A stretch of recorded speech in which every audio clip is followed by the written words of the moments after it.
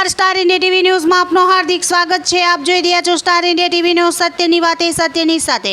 ગૃહ રાજ્યમંત્રી શ્રી હર્ષ સંઘવીના પિતા સ્વર્ગીય રમેશચંદ્ર સંઘવીની પ્રાર્થના સભામાં મુખ્યમંત્રી શ્રી ભૂપેન્દ્ર પટેલ સહભાગી થયા।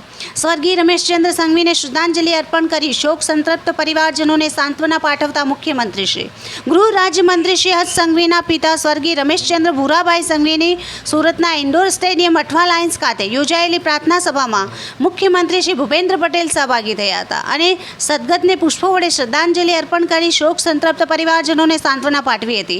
તેમણે ઊંડા શોકની લાગણી વ્યક્ત કરી દિવંગત આત્માને ચિર શાંતિ માટે પ્રાર્થના કરી હતી। 72 વર્ષીય સ્વર્ગીય રમેશચંદ્ર 4 દિવસથી સુરતની ખાનગી હોસ્પિટલમાં દાખલ હતા, જ્યાં તેમણે ગત શનિવારે અંતિમ શ્વાસ લીધા હતા।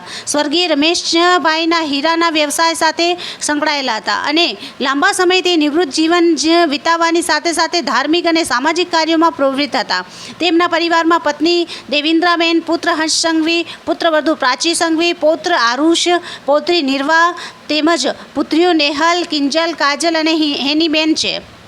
સદગતની પ્રાર્થના સભામાં કેન્દ્રીય જળશક્તિ મંત્રી શ્રી સી.આર. પાટીલ, આરોગ્ય મંત્રી શ્રી ઋષિકેશભાઈ પટેલ, વન અને પર્યાવરણ રાજ્યમંત્રી શ્રી મુકેશભાઈ પટેલ, શિક્ષણ રાજ્યમંત્રી શ્રી પ્રફુલ્લભાઈ પાનશેરિયા સહિત ધારાસભ્યો, મહાનુભાવો, સ્નેહી પરિજનો, શહેરીજનો ઉપસ્થિત રહ્યા હતા।